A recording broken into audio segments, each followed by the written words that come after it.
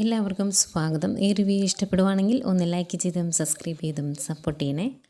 അപ്പം ശരണ്യ ഭയങ്കര വിഷമത്തോടെ തൊഴുതു പിടിച്ച് ശരണ്യയുടെ കാര്യങ്ങളെല്ലാം പറഞ്ഞു കഴിയുമ്പോഴും അവരുടെ കൂടെയുള്ള നേതാവ് പറയുന്നത്, കൊച്ചെ നീ സത്യം വിളിച്ചു പറഞ്ഞതിൻ്റെ പേരിൽ ഞങ്ങൾ അനുഭവിക്കേണ്ടി വന്നത്, ഞങ്ങളുടെ ഇമേജിനുണ്ടായ കോട്ടം അത് എത്രത്തോളം ആണെന്ന് കുട്ടിക്ക് മനസ്സിലാകില്ല. അതിൻ്റെ പ്രതിഫലനം ഏതായാലും ഉണ്ടാകും. അത് അനുഭവിച്ചായിരിക്കും ഇനി മുന്നോട്ട് കുട്ടിയും പ്രഭാകരനും നിങ്ങളുടെ കുടുംബവും ജീവിക്കാൻ പോകുന്നത്. ഈ നാട്ടുകാരും ഇനി നിങ്ങളെ സഹായിക്കുമെന്നോ സംരക്ഷിക്കുമെന്നോ കരുതണ്ട എന്നൊക്കെ പറയുന്നു. അത് കഴിയുമ്പോഴത്തേക്കും വനിതാ നേതാവ് പറയുന്നുണ്ട് കേട്ടോ, അത് തന്നെ ഇനി സർക്കാർ ജോലിയും അതുപോലെ പിരിഞ്ഞു കിട്ടിയ പൈസയും ഒന്നും പ്രതീക്ഷിച്ച് പ്രഭാകരനും കുടുംബവും ഇരിക്കേണ്ട. അതൊന്നും നിങ്ങൾക്ക് കിട്ടാനും പോകുന്നില്ല. അതിനുവേണ്ടി ഞങ്ങളാരും പ്രയത്നിക്കുകയില്ല എന്നിങ്ങനെ പറയുന്നു. അന്നേരം ഇങ്ങനെ കുറേ നേരം ഇങ്ങനെ വിഷമിച്ച് നിന്നിട്ട് അകത്തേക്ക് കയറി പോവുകയാണ് ശരണ്യ. അത് കഴിയുമ്പോഴേക്കും വനിതാ നേതാവ് പറയും, ഇനി എന്തിനാണ് നമ്മളിവിടെ നിൽക്കുന്നത്, പ്രഭാകരനും കുടുംബവും സമാധാനത്തോടെ അങ്ങ് കഴിയട്ടെ എന്ന് പറഞ്ഞിട്ട് ഒരു പുച്ഛത്തോടെ അവരെല്ലാവരും അങ്ങ് പോവുകയാണ്. ഇതൊക്കെ കേൾക്കുന്നതും ഭയങ്കര സങ്കടം വന്നിട്ട് ശരണ്യയുടെ അച്ഛൻ കരയുവാണ്. കാരണം സർക്കാർ ജോലി കിട്ടുമെന്ന് ഓർത്തിരുന്നതാണ്. ഇപ്പം ജോലിയും കിട്ടില്ല, അതുപോലെ പൈസയും ഒന്നും തരികയില്ല. ഇനി നിങ്ങൾ നിങ്ങളുടെ ജീവിതം എങ്ങനെയാണെന്ന് വെച്ചാൽ കൊണ്ടുപോയിക്കോ എന്നും പറയുന്നു. അതുകൂടാതെ നാട്ടുകാരും സഹകരിക്കുകയില്ല എന്നൊക്കെ പറഞ്ഞപ്പോഴത്തേക്കും വിഷമമായതുകൊണ്ടാവും കരയുന്നു. പിന്നീട് നെടുമ്പൂരിക്കൽ വീട് കാണാൻ കാണിക്കുന്നത്. ഫ്രണ്ടിൽ തന്നെ ബബിത ഫോണൊക്കെ നോക്കിക്കൊണ്ടിരിപ്പുണ്ട്. അപ്പോഴാണ് മനു അങ്ങോട്ട് വരുന്നത്. ഇന്നെന്തോ മനുവിനെ കണ്ടപ്പം എഴുന്നേറ്റ് ചെന്നു ബബിത. അന്നേരം മനു ചോദിക്കും, നീ എന്താടി ഇവിടെ വന്നിരിക്കുന്നത് എന്ന്. അന്നേരം ഒന്നുമില്ല മനുവേട്ട എന്ന് പറയുമ്പം, രോഹി വന്നില്ല ജയിലിൽ നിന്ന്, അവനെ ഒന്ന് കാണാൻ ഞാൻ വന്നത് എന്ന് പറയുമ്പം, എൻ്റെ പൊന്നു വന്നു, പക്ഷേ പറഞ്ഞിട്ട് കാര്യമില്ല, ഇപ്പോൾ കാണാൻ പോകാതിരിക്കുന്നതാണ് നല്ലത്. രോഹിയേട്ടന് എല്ലാവരോടും ദേഷ്യമാണ്. എന്തെങ്കിലും ചോദിച്ചിട്ടുണ്ടെങ്കിൽ മിണ്ടത്തില്ല. വന്ന വഴിയെ നേരെ റൂമിലോട്ട് കയറിപ്പോയി വാതിലടച്ചതാണ്. പിന്നെ വാതിൽ തുറന്നിട്ടില്ല. നിർബന്ധിച്ചങ്ങാനും വാതിൽ തുറപ്പിച്ചിട്ടുണ്ടെങ്കിൽ പുറത്തേക്ക് വരുന്നത് മനുഷ്യനൊന്നുമല്ല, ചീറ്റപ്പുലിയാണ്. അതുപോലെ വന്ന സമയത്ത് കഴിക്കാൻ കൊടുത്ത സ്നാക്സും ജ്യൂസും എല്ലാം റൂമിൽ പൊട്ടിച്ചിട്ടു. ഇതെല്ലാം ചെയ്തിട്ട് റൂമിൽ കയറി അടച്ചങ്ങിരിക്കും. എന്നാ സ്വഭാവമാണെന്ന് അറിയത്തില്ല എന്ന് പറയും. അന്നേരം അങ്കിൾ ഇവിടെ ഇല്ലേന്ന് ചോദിക്കുമ്പോൾ, അച്ഛൻ ഇവിടെ ഉണ്ട്. അച്ഛൻ ഇതെല്ലാം കണ്ട് ദേഷ്യം വന്നിരിക്കുവാണ്. അച്ഛൻ ഇപ്പോഴാണ് ഏറ്റവും കൂടുതൽ ടെൻഷനും സങ്കടവും ഒക്കെ എന്ന് എനിക്ക് തോന്നുന്നത്. രോഹിയേട്ടൻ ജയിലിൽ കിടന്നപ്പം ഇത്രയും ഒരു ടെൻഷൻ അച്ഛനില്ലായിരുന്നു. ഇപ്പോൾ ആകെ ടെൻഷനിലാണ് എന്നൊക്കെ പറയും. അന്നേരം ഇതെല്ലാം കേട്ട് കഴിയുമ്പോൾ ഇത് ഭയങ്കര കഷ്ടമാണല്ലോ എന്ന് മനു പറയുവാണ്. അന്നേരം ബബിത പറയുന്നുണ്ട്, കഷ്ടം തന്നെയാണ്, ശരിക്കും അങ്ങേർക്ക് എന്താണ്ട് ഭ്രാന്ത് പിടിച്ചു എന്നാണ് തോന്നുന്നത് എന്ന് ബബിത പറയുമ്പം, അങ്ങനെയാണെങ്കിൽ അവനെ ഏതെങ്കിലും നല്ലൊരു സൈക്കാട്രിസ്റ്റിനെ കാണിക്കേണ്ടി വരുമല്ലോ എന്ന് പറഞ്ഞിട്ട് അവരകത്തോട്ട് കയറി വരുവാണ്. അന്നേരം കൃഷ്ണമോളെ കാണും. നിനക്കൊന്ന് പോകണ്ടായിരുന്നോ എന്ന് ചോദിക്കുമ്പം, ഇന്ന് എക്സാം ആയിരുന്നോ മനുവേട്ട, അതുകൊണ്ട് പോയിട്ട് വന്നതാണ് എന്ന് പറയും. അന്നേരം മനു ചോദിക്കുമ്പോൾ, അങ്കിൾ എന്ത് ചെയ്യും, മുകളിലുണ്ടോ എന്ന് ചോദിക്കുമ്പോൾ, അച്ഛൻ റൂമിലുണ്ട്, പക്ഷേ ഇപ്പം മകനെയും അച്ഛനെയും കാണാൻ പോകാതിരിക്കുന്നതാണ് നല്ലത്, കാരണം ഹൈ വോൾട്ടേജാണ്, പൊള്ളുമെന്ന് പറയും. അന്നേരം അതെന്താടി അങ്ങനെ എന്ന് ചോദിക്കുമ്പോൾ, അതേ നീ രോഹിയേട്ടൻ്റെ പരിപാടിയെല്ലാം കണ്ടിട്ട് അച്ഛൻ ആകെ ടെൻഷനിലാണ് എന്ന് പറയും. എന്നിട്ട് പറയും, അന്നേരം മനു ചോദിക്കും, അലീനെ ശ്രമിച്ചിട്ടും അവനെ ഒതുക്കാൻ പറ്റുന്നില്ലേ എന്ന്. അന്നേരം ചേച്ചിക്ക് പറ്റുന്ന പോലെയൊക്കെ ചേച്ചി ശ്രമിച്ചു നോക്കുന്നുണ്ട്, പക്ഷെ ഒരു കാര്യവും ഇല്ല. ഇനി ഇത് അലീന ചേച്ചിയുടെ കയ്യിൽ നിൽക്കില്ലെന്നാണ് തോന്നുന്നത് എന്ന് പറയുവാണ്. അന്നേരം അതങ്ങ് ഇഷ്ടപ്പെടുകയല്ല ബബിതയ്ക്ക്. അന്നേരം ബബിത, അവൾ എന്നാ ചെയ്തു എന്നാണ് ഈ പറയുന്നത്, ഇവൾ പറയുന്ന പോലെ ഒന്നുമില്ല, അവൾ കഞ്ഞി കൊണ്ട് കൊടുത്തു, അവനത് രോഹിയേട്ടൻ അത് തട്ടിക്കളഞ്ഞു, അത്രയേ ഉള്ളൂ.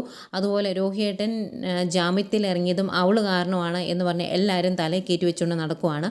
അതിൻ്റെ എന്താ ആവശ്യം എന്ന് എനിക്ക് മനസ്സിലായില്ല. രോഹിയേട്ടൻ രക്ഷപ്പെടാനുള്ള കാരണം ശരണ്യ കോടതിയിൽ മൊഴി തിരുത്തി പറഞ്ഞതുകൊണ്ടല്ലേ, സത്യം വിളിച്ച് പറഞ്ഞതുകൊണ്ടല്ലേ, അത് അലീന കാരണമൊന്നും അല്ലല്ലോ. എന്നിട്ട് അവൾ അതിൻ്റെ ക്രെഡിറ്റും അവൾക്ക് കൊടുക്കുവാണ്, അവളെ വലിയ പുണ്യാളത്തിയാക്കുവാണ് എന്നൊക്കെ പറയും. എന്നിട്ട് ആണോ മനുവേട്ട അവൾ കാരണമാണോ എന്ന് ചോദിക്കുമ്പോൾ അല്ല എന്ന് പറയും.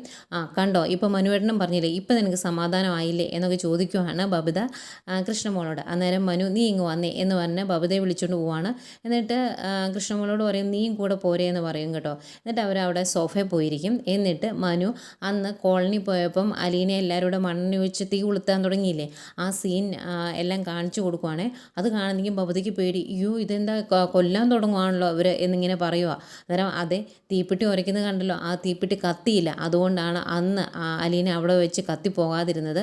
പിന്നെ അവളെ അറിയുന്ന ഒരു ഓട്ടോക്കാരനുണ്ടായിരുന്നു എന്ന് പറഞ്ഞ് ഷാജീനെയും ഒക്കെ കാണിച്ചു കൊടുക്കുന്നുണ്ട് കേട്ടോ. എന്നിട്ട് ഇയാളാണ് രക്ഷപ്പെടുത്തിയത് എന്നൊക്കെ പറഞ്ഞു കഴിയുമ്പം ബബിത ചോദിക്കും, എന്നിട്ട് പിന്നെ അങ്ങോട്ട് പോയല്ലേ എന്നിങ്ങനെ പറയുക. അന്നേരം പോയി എന്ന് മാത്രമല്ല, ശരണ്യെ അവൾ കിടന്നിടത്ത് നിന്ന് പിടിച്ചെഴുന്നേപ്പിച്ച് സമാധാനം കൊടുത്ത് അവളെ ജീവിതത്തിലേക്ക് തിരിച്ചു കൊണ്ടുവന്നു.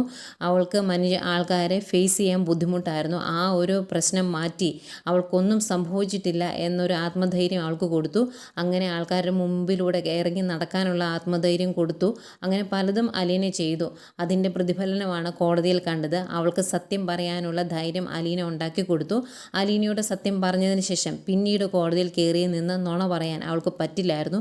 അതാണ് ഇതിനെല്ലാം കാരണം എന്ന് പറയുമ്പം ബബിത പിന്നെയും ചോദിക്കുവാണ്, ഇതൊന്നും അലീന ചെയ്തത് രോഹിയേട്ടന് വേണ്ടി അല്ലല്ലോ എന്ന്. അന്നേരം മനു പറയും, അല്ല, ഒരിക്കലുമല്ല, ഇതൊന്നും അലീന ചെയ്തത് രോഹിക്ക് വേണ്ടിയല്ല. പക്ഷേ അവൾ ചെയ്ത കർമ്മത്തിൽ അവൾക്ക് വിശ്വാസം ഉണ്ടായിരുന്നു. അതുകൊണ്ടാണ് അവളെ എല്ലാവരും നിർബന്ധിച്ചിട്ടും രോഹിക്ക് വേണ്ടി സംസാരിക്കാൻ നിർബന്ധിച്ചിട്ടും അവൾ ആ ഒരു കാര്യം ചെയ്യാതിരുന്നത്. ഏതായാലും അതിൻ്റെ ഫലം കിട്ടിയില്ലേ, രോഹി ഇപ്പോൾ വീട്ടിലിരിക്കുന്നില്ലേ എന്നിങ്ങനെ ചോദിക്കുവാണ്. അന്നേരം പിന്നെ അതിനെപ്പറ്റി പറയാൻ പറ്റുന്നില്ലല്ലോ ഭവതിക്ക്. ഏതായാലും ഇതെല്ലാം കണ്ടു കഴിയുമ്പോൾ കൃഷ്ണമോള് ചോദിക്കും, ആ ക്ലിപ്പിങ്സും ആ വീഡിയോയും എൻ്റെ ഫോണിലേക്ക് കൂടെ എനിക്കൊന്ന് അയച്ചു തരാമോ എന്ന്. അന്നേരം അതിനെന്താ എന്ന് ചോദിച്ച് മനു അയച്ചു കൊടുക്കുന്നുണ്ട്. അന്നേരം ഭവതി ചോദിക്കും, ഇതൊക്കെ എവിടെ നിന്നാണ് മനുവേട്ടനെ കിട്ടിയത് എന്ന്. അന്നേരം മനു പറയുന്നുണ്ട്, മനുവിൻ്റെ ഒരു ഫ്രണ്ടിൻ്റെ സിസ്റ്ററെ കല്യാണം കഴിപ്പിച്ച് വിട്ടേക്കുന്നത് ഈ കോളനിയിലേക്കാണ്, അങ്ങനെ കിട്ടിയതാണ് എന്നും പറയുന്നുണ്ട്. അപ്പോഴത്തേക്കും 3 പേർക്കും കുടിക്കാനുള്ള ജ്യൂസും സ്നാക്സും ഒക്കെ ആയിട്ട് അലീന വരും. അന്നേരം മനു ചോദിക്കും, ഇതെന്താ അലീന കാണാൻ കിട്ടുന്നില്ലല്ലോ, ഭയങ്കര ബിസിയാണോ എന്ന് ചോദിക്കുമ്പോൾ, ഇത്തിരി ബിസിയായിരുന്നു മനുവേട്ട എന്നിങ്ങനെ പറയും. എന്നിട്ട് ജ്യൂസ് എടുത്ത് കൊടുക്കും. അന്നേരം രോഹിത്തിൻ്റെ കാര്യം മനു ചോദിക്കുന്നുണ്ട്. അന്നേരം അലീന പറയുവാണ്, അവൻ ആകെ വിഷമിച്ചിരിക്കുവാണ്, അവൻ്റെ ഐഡൻറ്റിറ്റി കരിയടിച്ച് പോയ ഒരു സങ്കടം അവനുണ്ട്. അവൻ ചതുപ്പിലേക്ക് താന്നു പോയിക്കൊണ്ടിരിക്കുന്ന ഒരവസ്ഥയിലാണ്. അവൻ്റെ കഴുത്ത് മാത്രമേ ഇപ്പോൾ പുറത്തുള്ളൂ. അതിൽ നിന്നും വലിച്ചു കയറ്റി കഴുകി വെളുപ്പിച്ച് വൃത്തിയാക്കി അവനെ ജീവിതത്തിലേക്ക് തിരിച്ചു കൊണ്ടുവരണം എന്ന് അലീന പറയുമ്പം മനു ചോദിക്കും, നിന്നെക്കൊണ്ടത് സാധിക്കുമോ എന്ന്. അന്നേരം സാധിക്കുമെന്നാണ് എൻ്റെ വിശ്വാസം എന്ന് അലീന പറയുന്നുണ്ട്. അന്നേരം ഒരു ബെസ്റ്റ് ഓഫ് ലക്കൊക്കെ പറഞ്ഞിട്ട് നടക്കട്ടെ കാര്യങ്ങൾ എന്ന് പറയുവാണ് മനു. അത് കഴിഞ്ഞ് ജ്യൂസ് കുടിക്കുന്നു. 3 പേർക്കും ജ്യൂസൊക്കെ കൊടുക്കുന്നു. ഭവതിക്ക് അലീനയെ കണ്ണെടുത്താൽ കണ്ടുകൂടാ, എങ്കിലും ജ്യൂസൊക്കെ മേടിച്ച് വളരെ മാന്യമായിട്ട് ശത്തി കുടിക്കുന്നുണ്ട്. പിന്നെ കാണിക്കുന്നത് വൈകിട്ട് അലീന രോഹിത്തിനുള്ള കഞ്ഞിയായിട്ട് കയറിപ്പോവുക. അന്നേരം കൃഷ്ണമോള് ചോദിക്കും, ചേച്ചി ഈ കഞ്ഞിയായിട്ട് അങ്ങോട്ട് പോകേണ്ട കാര്യമുണ്ടോ, ചോദിച്ചിട്ട് കൊണ്ടുപോയോ പോരെ എന്ന് ചോദിക്കുമ്പം, ചോദിച്ചിട്ടുണ്ടെങ്കിൽ അവൻ വേണ്ടെന്ന് പറയും, അതുകൊണ്ട് കൊണ്ട് കൊടുത്തു നോക്കാമെന്ന് പറയുമ്പോൾ ഇതും തട്ടിക്കളയുമെന്ന് പറയും. അന്നേരം അലീന പറയും, തട്ടിക്കളയട്ടെ, അവൻ എത്ര പ്രാവശ്യം തട്ടിക്കളയും, അവൻ മനുഷ്യനല്ലേ, ഭക്ഷണം കഴിക്കാതെ അവന് ജീവിക്കാനൊന്നും പറ്റില്ലല്ലോ, അവസാനം അവൻ തന്നെ തോക്കും, എനിക്ക് ഉറപ്പുണ്ട് എന്നിങ്ങനെ പറഞ്ഞിട്ട് അലീന കയറി പോവാണ്. ആകെ ടെൻഷനോട് നോക്കിയേക്കുന്ന കൃഷ്ണമോളെ കാണിക്കുന്നുണ്ട്. അതുപോലെ അലീന മുകളിലോട്ട് കയറി ചെല്ലുമ്പം അങ്ങോട്ടേക്ക് ബാലേന്ദ്രനും വരുന്നുണ്ട്. എന്നിട്ട് ബാലേന്ദ്രൻ ചോദിക്കും, ഇതെന്താ അലീന, അവനോട് ചോദിച്ചിട്ടാണോ കഞ്ഞി എടുത്തുകൊണ്ട് വന്നത് എന്ന്. അന്നേരം അല്ല, ചോദിച്ചിട്ടുണ്ടെങ്കിൽ വേണ്ടെന്ന് പറയുകയല്ലേ എന്ന് അലീന അവിടെയും പറയും. അന്നേരം ബാലേന്ദ്രൻ പറയുന്നുണ്ട്, അതിപ്പം ചോദിക്കാതെ കൊണ്ടു കൊടുത്താലും അവൻ അങ്ങനെയൊക്കെ തന്നെ പറയുള്ളൂ എന്ന്. എന്തായാലും ഞാനൊന്ന് കൊടുത്തു നോക്കട്ടെ, അച്ഛൻ ഇവിടെ നിൽക്കണ്ട, ശരിയാകിയല്ല എന്നൊക്കെ പറയുന്നുണ്ട്. ഏതായാലും ബാലേന്ദ്രൻ പോകുന്നൊന്നുമില്ല, അവിടെ തന്നെ നിൽക്കുന്നു. അലീന കുറച്ച് തവണ വിളിക്കുന്നുണ്ട് രോഹിത്തിനെ, അവൻ വാതിൽ തുറക്കുന്നില്ല.